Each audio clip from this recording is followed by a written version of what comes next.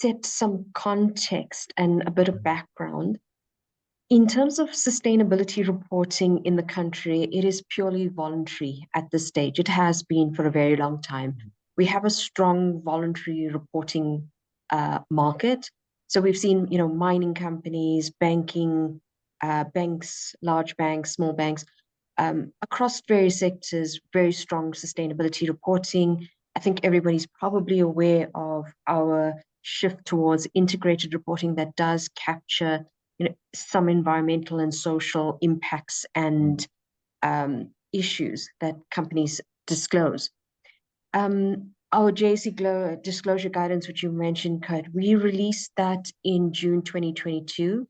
It's a voluntary guidance for companies operating in this market to help them transition or navigate these reporting frameworks. So we all know there's so many of these, but it helps companies who are either starting on the journey of putting a sustainability report together or who are even advanced, just to try and help, okay, from a local context, how do you marry local KPIs and ESG issues to the requirements from global frameworks like GRI and others. So where we're at from a listing point of view, we don't include at this stage any ESG requirements as part of the listing requirements. So therefore, that's why I do emphasize that our JSE disclosure guidance is a voluntary guidance document. Sorry, we do have two, one on sustainability and the second one is on climate reporting, and they remain voluntary. Now, we went through a process last year to up-to-date both those guidance documents, given the introduction of and the finalization of S1 and S2. However, we paused that process of releasing those updated documents into the market for a few reasons. And that's because of the changes that is going on with the various regulators in the country.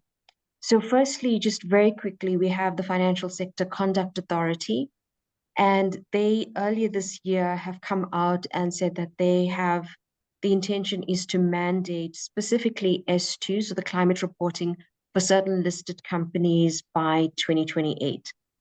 And the Financial Sector Conduct Authority is the JSE's regulator. So we do have ongoing conversations with the FSCA. I'm going to say FSCA because Financial Sector Conduct Authority becomes tongue-tied a bit.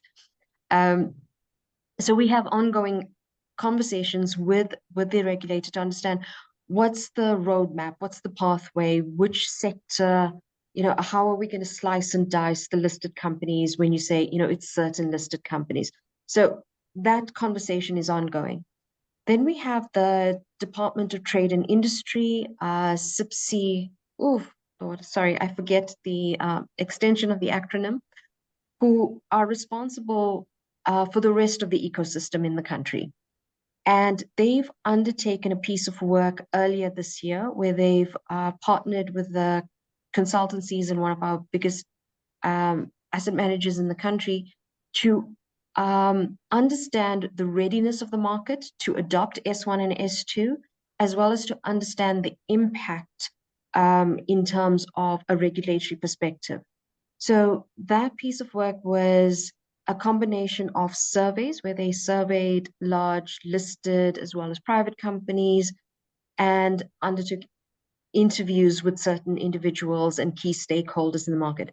So currently we are awaiting the feedback from that survey. These exercises, FSCA, I understand, also undertook some research at the end of last year.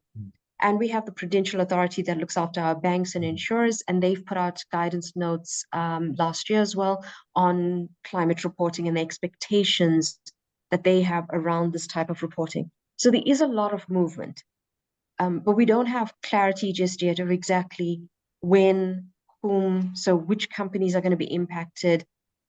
Is the expectation the whole of the entire of S2 within 2 years, 3 years, 5 years? We're not sure. And what that would mean for the JSE in terms from a listings requirement. The one certainly I can give the market is that there's ongoing conversation. So all of the regulators and the role players and stakeholders are engaging with one another to make sure that the path for the country makes sense. It's relevant. It is not going to create additional challenges, but it is relevant for us as a market. So we are taking that into consideration. So again, our guidance remains voluntary, and we will determine what the best use for the guidance. We've been getting really good feedback in that it remains relevant, it's useful. A lot of companies and consultants are using it. But depending on how the regulators decide the future will be, we'll make a determination on the future of the guidance, on whether it remains, we pull it off the market, we adapt it, so that it aligns and does not create confusion for the market. Thanks, Kat. Thanks a lot, Loshni. So quite a lot of exciting things to come into the market. Still not 100% certain, but things are moving ahead. So that's great news.